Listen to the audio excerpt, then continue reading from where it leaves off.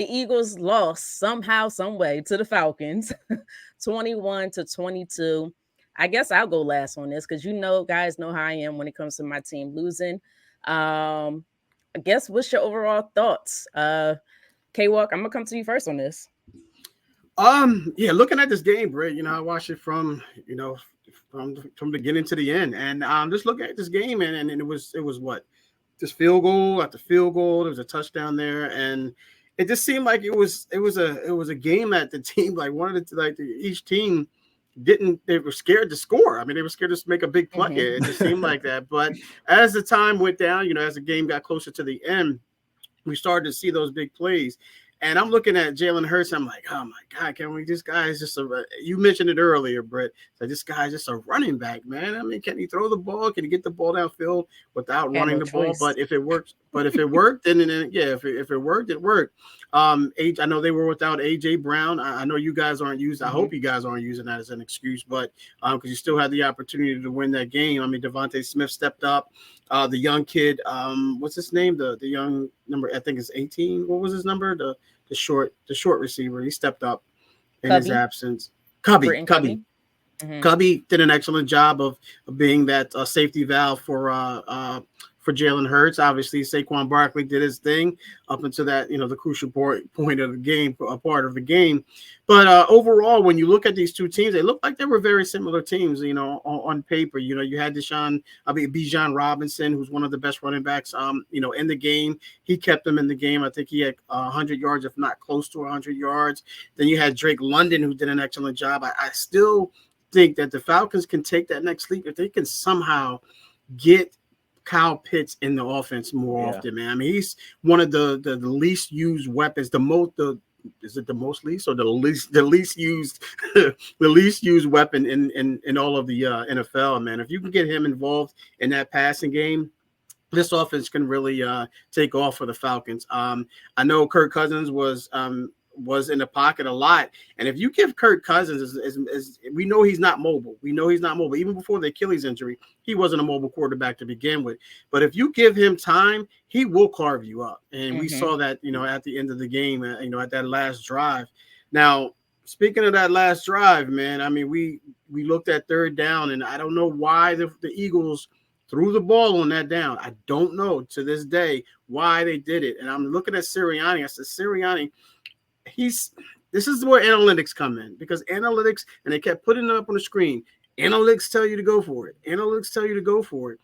And Nick Sirianni looks like he's just a deer in headlights sometimes. He looks like he's like a little squirrel running across the street in traffic. He's not sure what he's supposed to do. By the looks on his face. And going for it on third down, or throwing it on third down, was totally the wrong move. I'm not just saying that because it's hindsight. I said it I said, you better run this ball. You better run the ball. For one, the Falcons don't have any timeouts remaining. 2 is third down. If you don't get the first down, you let that clock drip all the way down as long as you possibly can, kick the field goal, and you get 6 points. They didn't do that. Granted, people can say, well, if he just caught the ball, well, don't put yourself in that situation. If Saquon would have caught the ball, then the game would have been over. Yeah, but shouldn't have. I'm not saying it because it's hindsight. I'm saying it because it should have happened. But nonetheless, and then you gave Kirk Cousins, and then the defense. I don't know what defense they were playing in the at that last drive. Prevent defense, Jay. You know what they say about prevent defense, right? Prevent you from winning. Yep. And it was 3 passes, 3 plays, I believe it was. It was the one to Pitts, and 2 to the one to Mooney, and then the game went into Drake London. 3 passing plays. 3 passing plays, and that's all it took. And they still left 34 seconds on the clock. So that's the 34 seconds that y'all could have ran off.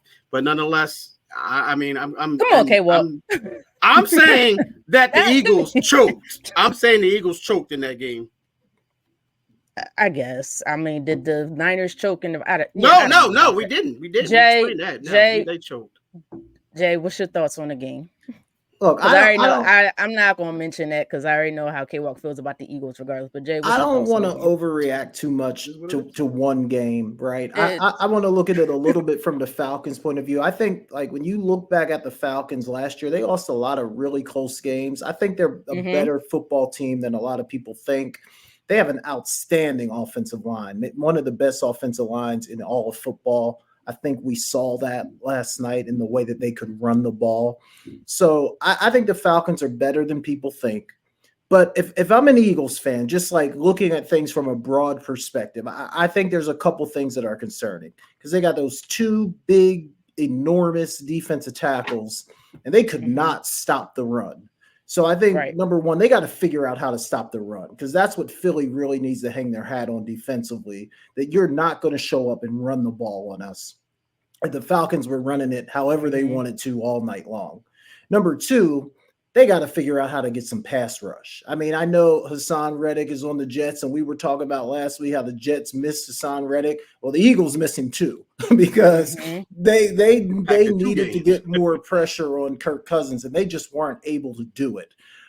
So I think that was a problem. Now, again, is that a function that the Falcons have a really good offensive line, or is that because Philly just doesn't have the pass rushers anymore? So if I'm an Eagles fan, that's really the only thing that's concerning to me. We got to stop the run and we got to get some pressure on the quarterback.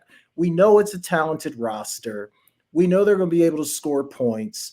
So I don't want, and honestly, Britt, to be really honest, they should have won the game. Like we shouldn't even be talking about a game that they lost. To K Walk's point, I think if they just run, even though I don't hate the call to throw it, I agree with you, K Walk.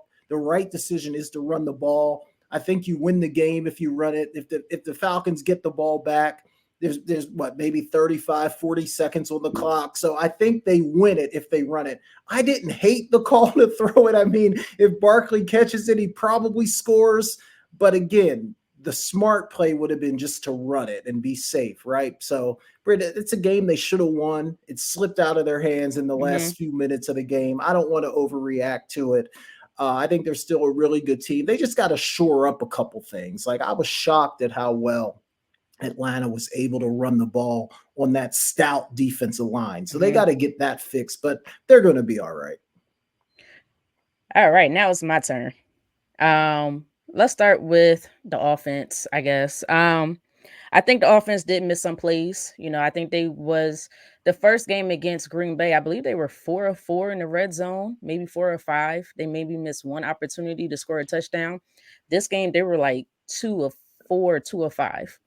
You got to get that better. Like if you're in the red zone, you have to make the proper decisions. And get that touchdown, get those 6 points. It's important, crucial, especially with the way the defense looked. Don't want to put it in the defensive hands whatsoever. And I think there was a lot of missed opportunities. I just felt like they were throwing it where they should have been running the ball. Saquon Barkley has been gashing the Falcons offensive line all day, just like Bijan was dashing. I said the Falcons offensive line. I'm going to say defensive line. Just like Bijan was gashing our defensive line all day. He's your best player at that particular time on the field. You're missing A.J. Brown. Lean on him. He was doing fantastic.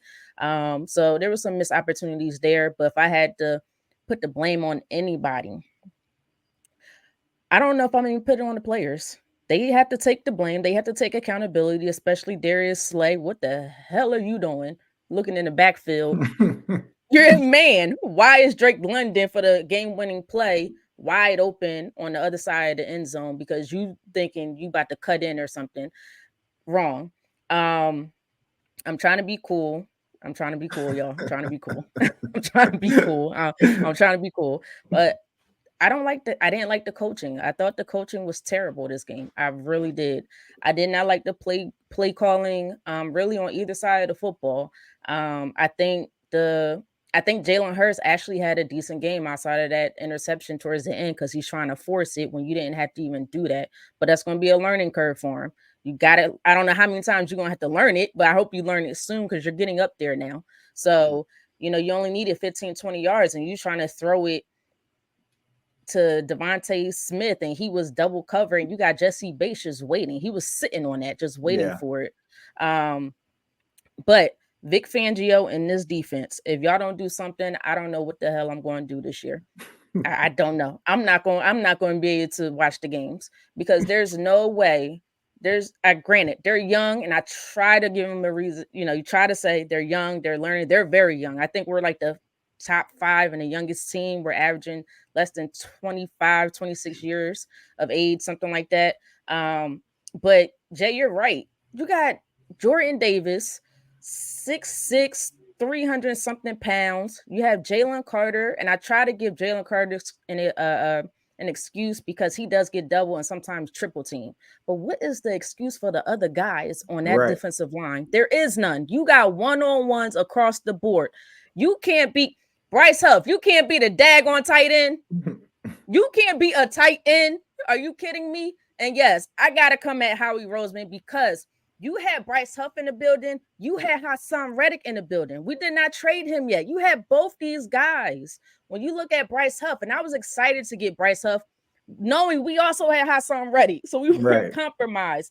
The moment we traded Hassan Reddick, I said, uh-oh. Bryce Huff wasn't a full-time pass rusher. The Jets was willing to let him go for a reason.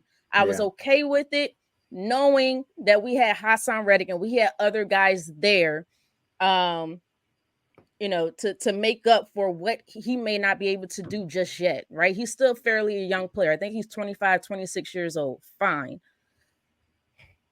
Vic Fangio, you got to help your young players. You got to help them. I did not see any blitzing the entire game. I did not see 5-man fronts to help stop the run. I did not see any of it. You just leaving them stranded. They are getting gashed by Bijan Robinson, who is probably just as talented as a Saquon Barkley. He's a very talented running back.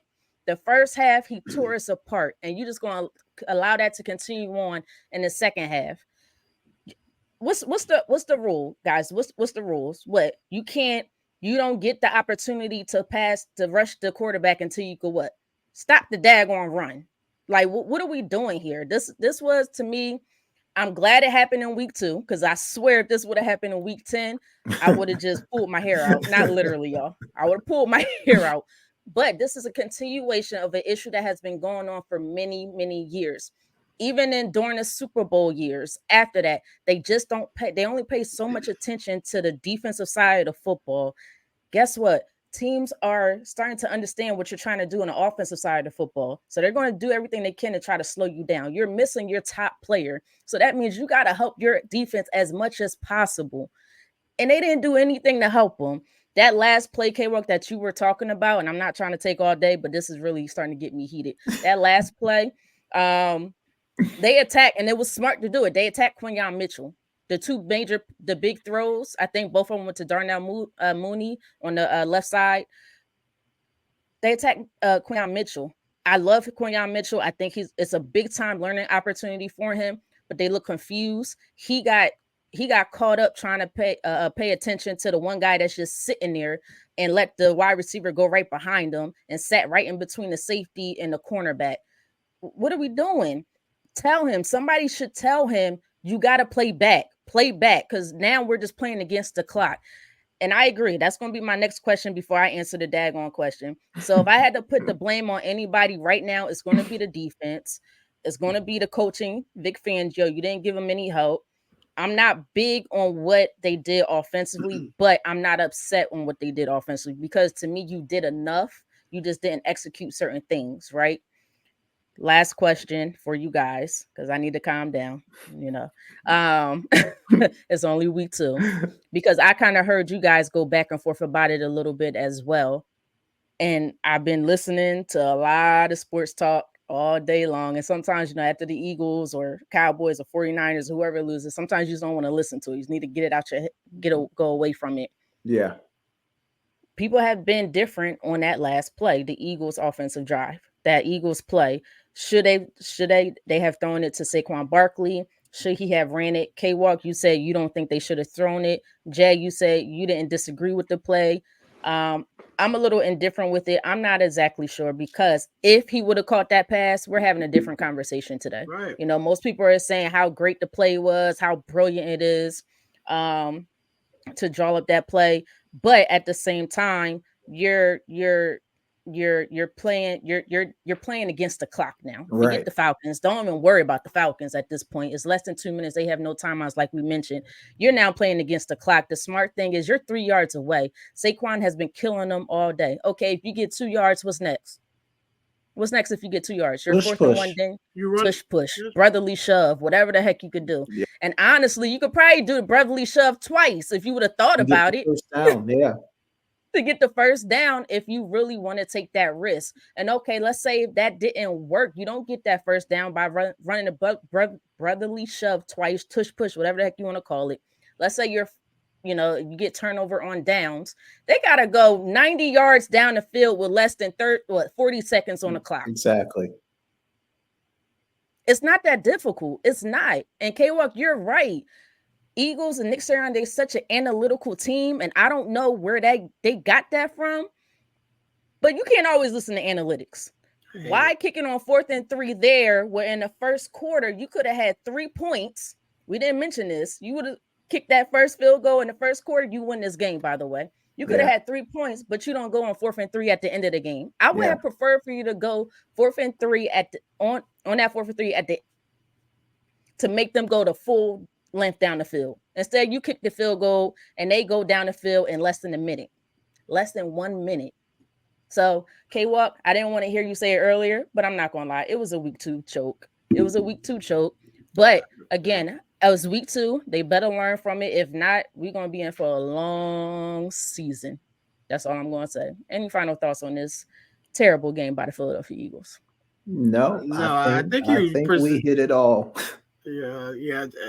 And I spent overtime on this. Is Sirianni the question? Because you not right now after week 2, you're questioning the defensive coordinator right now. And we know in the last few seasons. Go ahead. Let me. No, I'm saying the last few seasons we've seen that they're on the third defensive coordinator in 3-4 years now, 3-4 seasons. So if you continue to have the same question about the defense, then you have to point your finger either at Rosen or at Sirianni. One of the two. I think for this game, I'm questioning the defense, but this is only one game. Vic Fangio, my understanding, he's a great coordinator. He's probably trying to figure out his pieces right now, so I still have to give him a chance. Nick Sirianni has had a few years. I don't like Nick Sirianni. Y'all know I don't like Nick Sirianni. I done said this time and time again, but just like K-Sep said with Sam Darnold, I kind of got to stick with him for right now, right? I felt like this past season was the opportunity for us to move on from a Nick Sirianni. But, people have said you got to give him an opportunity. He did go to the Super Bowl the year prior. The year prior to that, he did go to the playoffs, whatever. But there's a certain decision making. And I just feel like the coaching isn't there. And sometimes I could see it in the players. I just don't think it's there. I just don't. Well, let me ask you this. With that being said, is it the X's and O's or is it the Jim and Joes? You got to ask yourself that. Is it the scheme or is it the players? I don't think we could make the case that it's the roster. I think they have a very good roster. Very good roster. I don't think anyone would argue that their roster is not good enough, right? Right.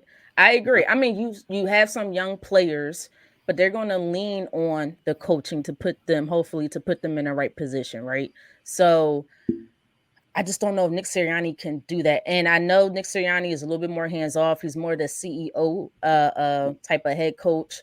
Kellen Moore is more in charge of the play calling for the offense. Same thing with Vic Fangio for the defense.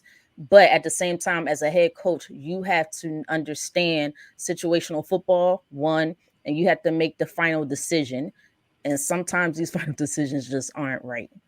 And, my problem with Sirianni, right, is because football is just such a unique game, right? It is highly cerebral. Like, I know people think it's just a bunch of guys out there running into each other, but you cannot play the game if you're not smart, right? But it's also like the ultimate team game, camaraderie, brotherhood. Yes. But at the end of the day, like when the coach stands up in front of the team, like, you got to believe in that guy. You got to believe in that guy that's telling you to go out there and run through a wall and do all this crazy stuff that humans probably shouldn't even be doing. And I'm just not sure that if he's standing in front of me in that locker room, that I believe him. And to me, that's my only problem with him. Like, is he the guy that's going to say, like, get you to really say, all right, let's go out here and do this. And then for me, and I could be 100% wrong, but when I look at him, I just don't see that kind of leadership. So that's my issue. I can't answer that question because we could go around the NFL and say that about a lot of NFL coaches, right? We could say that about Mike McCarthy and the way they play. So it's a lot of head coaches that I feel like you could say that about. I go based off what I see from the players. The players love him. They play, and it's probably because he has their back. So you have a player's back, they'll have your back. I just think this is more of a play a decision making. I don't want to say play calling because we have a new play caller now, but this is more of a decision making in certain situations. So it comes down to me situational football because every team is going to go through their ups and downs, their woes throughout the course of the season. So I'm not expecting to win every game. It's just that you need to make smarter decisions in certain situations to at least increase your odds of winning. And when I seen yesterday, it just wasn't a lot of smart decisions being made, really on the defensive side, but a few times on the offensive side. Yeah. Let me ask you this, Britt. I mean, I think I asked this question before, and if I did, I don't recall the answer. Is Nick Sirianni, is he more of an offense or defensive coach? I think I posed that question before. Offense. I don't know the answer. He's an offensive guy? Okay. Just curious. Yeah, he's offense, but they completely took the play calling away from him. I did, but I don't know. The Eagles front office. I don't know. Yeah, I don't know. I don't know if you guys noticed. I still seen, and a lot of these play callers, the offensive coaches, whether it's the coordinators or the head coaches, a lot of their plays will overlap. But I seen some of the same play calls from last year. I don't want to get that. That was predictable play calling last year. We do not want that anymore. I understand you have better players, or you added additional players, I should say. But we don't want that. We need some more creativity. I need to see Goddard utilized a lot more in this offense. I don't mind what they did yesterday. They did enough to win yesterday. They just didn't get the win. But the certain players I want to see get more involved in the game. I want them to utilize the middle of the field more. They keep throwing outside the numbers. Why are you still throwing outside the numbers? Go inside. Trust your guys and throw inside. So I wish I was in the huddle at times, but we'll see what happens. But I don't blame this loss on Jalen Hurts at all. I mean, outside of the interception, because I guess you still had the opportunity. But I think to me, over the course of the game, they had the opportunity to win. He did what was needed to win. There were no guys that were getting open, which was crazy to me. None. And he did what he was supposed to. We don't get in a position to win without Jalen Hurts yesterday. Put it that way. All right. Yeah. I don't blame Hurts either. I don't think he's the reason they lost. I don't either.